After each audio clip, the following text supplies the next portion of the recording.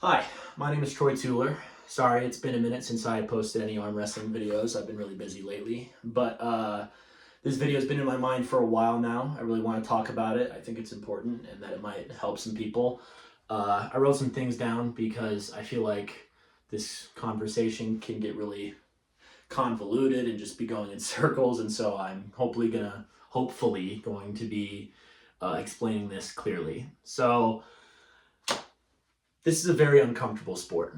I think everybody learns that very, very early on, right? All of these positions and techniques and training methods that we do are unconventional, or at least compared to gym movements and exercises that most people do on a regular, right?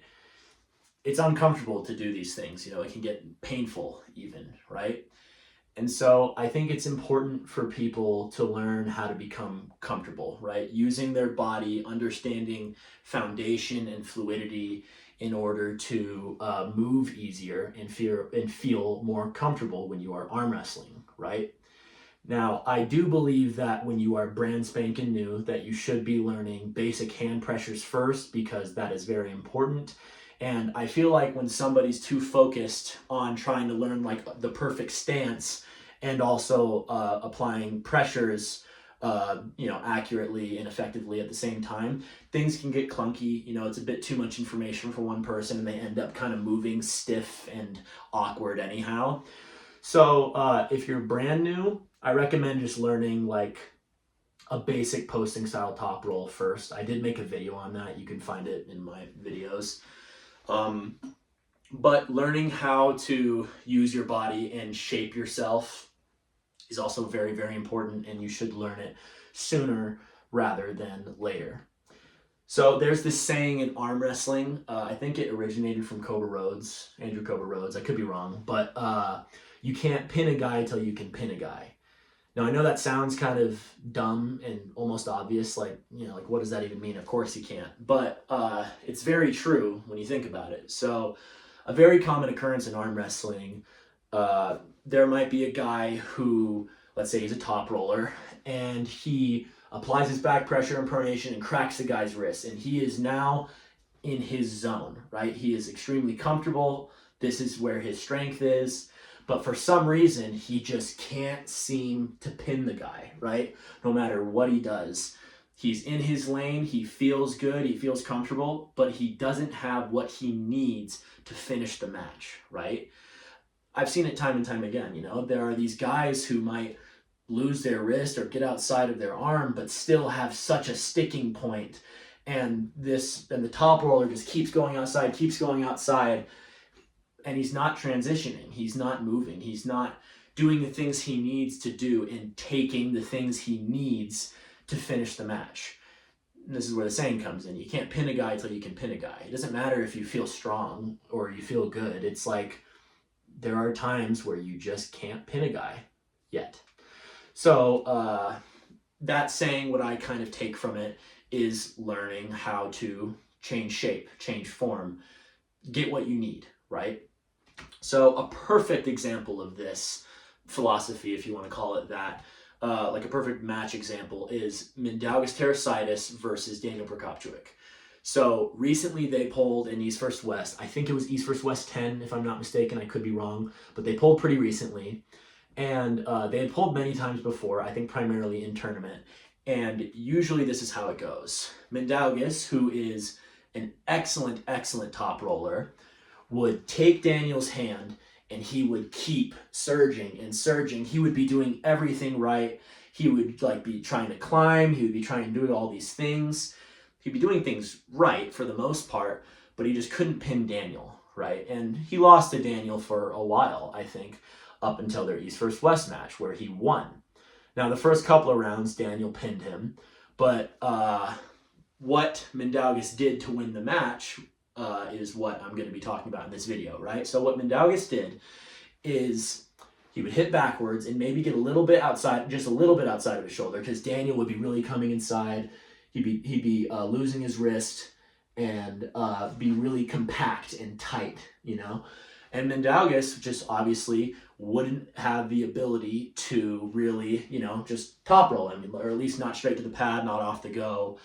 not after a while. He couldn't finish him in a top roll, and he sure as hell couldn't finish him in a hook. Mindaugas, his area is not the hook. If he was to, try to drag hook or even full on press Mindaugas or press Daniel would likely just rip him open, just because Mindaugas' arm strength isn't what it needs to be to hook Daniel, right?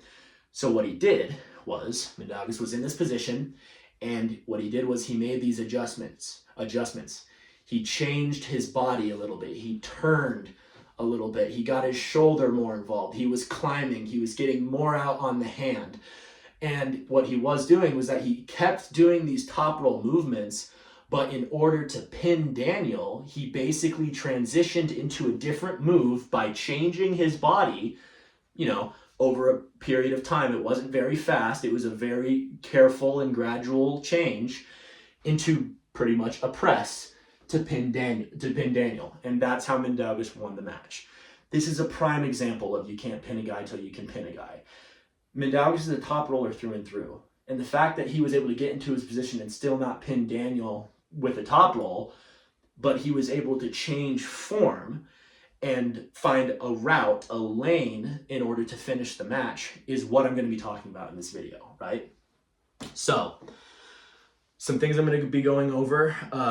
The importance of the shoulder, going to extremes, which I know is kind of vague, I'll get to it, and limitations due to your physique and your body composition.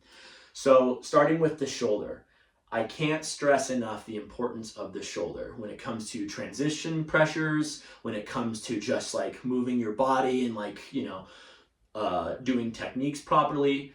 The shoulder is very important, right? The shoulder is what causes the difference between an inside and an outside move. The shoulder moving forward, an inside move. The shoulder moving backwards, an outside move, right? You can tell if somebody's a good arm wrestler by watching how they move their shoulder and how it might come forward, come backwards when they're transitioning, when they're doing different techniques. Shoulder is very important, right? And so you need to learn how to turn inwards. You need to learn how to rock back, to rotate out, while still keeping your balance, meaning balance in your footing, not letting your legs slip out from under you, or being as stiff as a board and not being able to move as much, and balance, of course, for the sake of your hand pressures, what you're applying into their hand and wrist and all this other and their arm and all these other things, right? So yeah, using your shoulder and understanding how to, when you can come forward, when you can come out, and when there's this in between, and knowing how keeping your shoulder in line with your hand and not getting your shoulder out of the equation is key. Of course, there's always exceptions to every rule ever. So there are some people who can do good even when they're outside of their shoulder, but that's a different scenario, right? So you need to understand how to use your shoulder, and I'll get more into that a little bit later. So I'm going to be talking about some extremes now. So what I mean by extremes is there are times when someone might fully commit to a move. So once again, I'll use a top roll as an example. They might, they're too afraid to do any kind of inside move, and they really want to escape somebody's, inside pressures. So they will really go outside, rotate, and rock back and end up in a really open top roll, right? Now here's the thing. If you do not pin somebody fast, or just at least as soon as possible, when you result to a very extreme move, you're in deep shit, right? Because it is very difficult. There are only a few arm wrestlers in the world, the really talented and well-experienced arm wrestlers, who can go from one extreme and transition safely to another, right? Not even another extreme, but just to a different move, right? You think of Michael Todd, you see how he goes to a full-blown King's move and how he eventually gets around to a press, right? Or even another example, when John Brzenk, who's a pretty good arm wrestler, if you haven't heard of him, when he pulled Leonidas, he went from here to here. This is not an easy thing, right? Going to extremes can be dangerous both physically, like in the sense of injuries, but also you are isolating yourself. You are putting your body in a position where you do not have many options. Variety is important. The ability to move around the table and you know, be more free is good. You know, you need to have options, because once again, you go to an extreme where you can't dig yourself out of a hole, you're in trouble, right? Now, of course, there are scenarios where going to an extreme is what you need to do in order to pin somebody. But, you know, the point is that isolating yourself and sticking yourself in like this little box where you don't have much, you know, there aren't any doors for you to go through and like change your lane or anything like that, problems arise, right? So you need to learn how to stay balanced, how to use your foundation and keep your body in a position to where you can, you know, move your shoulder and change form, right? So other examples of like extremes, in a sense, this is like, I guess, less negative. I want to make it clear that I'm not really going to be going much over like specific like footing positions or anything like that in this video, except for right now, but it's a little bit of an exception, because basic split stance and stuff like that, you know, you're competing arm, that foot goes forward, basic stuff like that, you can learn anywhere. There's a bunch of videos on it. I don't really need to talk about it. But what I'm going to be talking about that has more to do with extremes, if you watch Jerry Caderet or Levon or a handful of other, well, not even a handful, a lot of other arm wrestlers, they will do this thing where when they set up arm wrestling, like when they set up in their position, they are creating torque. They're creating this stress. Like Jerry will take his foot and put it up against the leg of the table and like twist his body. So now he's in this position. You know, the reason why he does this, he calls it like a slingshot, because now it's under all of this tension, and when it releases, he is now in this comfortable position. He is in his strength. His body wants to go towards the pin pad, right? And there's other scenarios of this, like a bit of a different setup. Like some people will put both feet forward and really be trying to push off their toes and their feet to create more back pressure, you know, pushing off the peg, all of these things, you know. You need to learn how to use the table, literally becoming one with the table. I know that sounds kind of hokey, but it's accurate, right? I mean, you are anchored to the table and your opponent. That's it. You need to learn how to get comfortable, you know? And so, yeah, like doing these things, or like these are examples of how like experts and like some of the best arm wrestlers in the world have learned how to like position their bodies in ways where it is going to get more and more comfortable the closer you get to winning, right? And not the opposite, where it's like you feel fine, and then it's like, oh, you feel stiff, you don't have much room to move, right? So yeah, extremes. There are times where they can be your saving grace, and there are times where they will really screw you over. So be careful with extremes, right? Now, I think the thing that people should take away from this video and like what they should be doing, because this is more talking about ideas rather than like a specific technique or anything like that.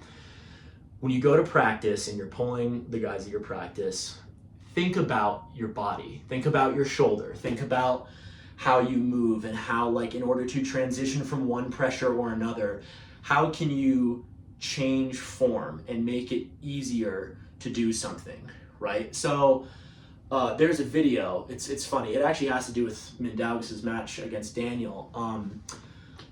Devon Larrett, Neil Pickup, Coach Ray, and Mindaugas Terrasitis are all having this argument. It's a funny video, it's a two-parter. It's mostly them just yelling at each other, but there's really good food for thought in those videos. I'll tag them in the description down below, or I'll link the video, I mean. But they get into this idea of like, sometimes you need to change your body and like, you know, slightly adjust some parts of your frame and your you know, in your arms, whatever, in order to feel stronger to move something, right? So like they bring up the example of a clean and jerk. They bring up this analogy for like a bit of a different reason, but I'm going to use it for this example. So, you know, with the clean and jerk, you don't go from pulling it off the ground to just lifting it up like this, right? Like that's going to be really fucking hard. You know, you need to bump it up, adjust your body in such a way where you can catch it, and then push your leg forward, and once again, you're changing the form. You're changing your body and just making a slight adjustment so it's easier to move the weight, right? You're doing the same thing here, right? I've seen it time and time again where like a new guy will like get into this position where it's like he feels like, okay, I can move sideways, I can go for a pin, but then he kind of like loses his balance, and then he can't seem to like get back into a position where he feels comfortable, and he goes from a winning position all the way to a losing because he doesn't know how to keep his balance and use his foundation, right?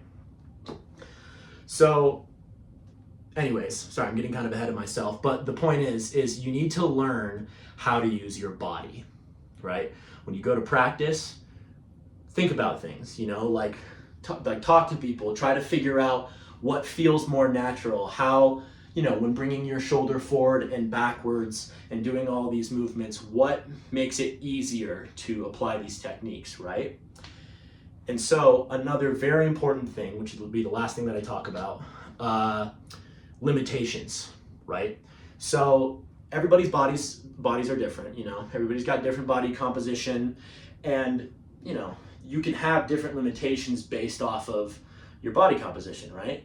For example, there are some guys who are really big, you know, like maybe they have like a bit of a bigger gut, or maybe like a really wide chest that's like literally blocking them from getting tight, right? Because that, like, I've seen it before where people with like a bit of a bigger gut can't get as close to their arm as they want, like, because, you know, like for me, I'm a skinnier guy, I can get really tight, I'm way more flexible, I have a lot of mobility because I don't, you know, have much mass that's blocking me, right? You can be too big, right, to where you don't have the ability to really get as tight and do these like really specific but important movements that you need to do, right? Even if you're really tall, right?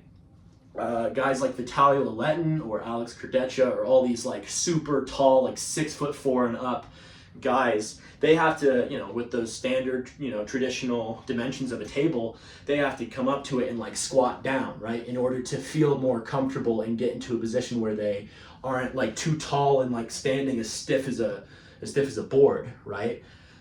These are things that you need to understand, right? Think of your body and think about where your weaknesses lie, right? There might be an area that you can't really, you know, move well in because of your limitations, right? So you need to learn how to either avoid that area, how to get around it, or how to get stronger in that area, right? Getting around your limitations and understanding how your body might be helping you or stopping you, right? It's kind of like that conversation of like, oh, tall arm, short arm, small hand, big hand, all of these things, right? You need to understand your body and know how to create the lane that you need to open up in order to pin your opponent, right? So yeah, that's pretty much everything I really wanted to talk about in this video. I know like some things I was a little bit vague on. I just didn't want, this is already almost like 20 minutes. I didn't want it to be 45 because, you know, there's a lot to talk about with this. But yeah, key takeaways, comfortability, just learn how to make this feel easier, you know, make it feel conventional. You want to get used to it. You want to know how to arm wrestle, right? Remember the shoulder is very important, you know, coming forward, coming out, all these, you know, transitional pressures, stuff like that, very important. Remember extremes and think of your limitations, think of your own body. You know, you got to understand what you can and cannot do. Yeah, that's all I really wanted to say. If you have any questions or comments, please feel free to, you know, comment down below. If you have any like videos that you guys want me to make, feel free to, you know, say something in the comments as well. I often try to make videos that people haven't made before. I think I've expressed that before. Sorry, my brain's all over the place. But yeah, because there are many topics in arm wrestling that I feel like anybody can really talk about. Like there's 1,001 videos about how to sink a hook, how to top roll a hooker, you know, all of these things, you know. So I'm gonna try to make videos that I feel like on topics that aren't talked about enough. And I feel like this was one. I feel like comfortability and knowing how to use your body is important, but it's kind of hard to explain. So hopefully I made this make sense, or at least am putting this idea in your head to know how to use your body, and that maybe the reason why you're not doing so well in arm wrestling and you don't feel as like comfortable or as safe when you're pulling, think about your body, think about your foundation, you know, you got to change form. But yeah, thanks for watching.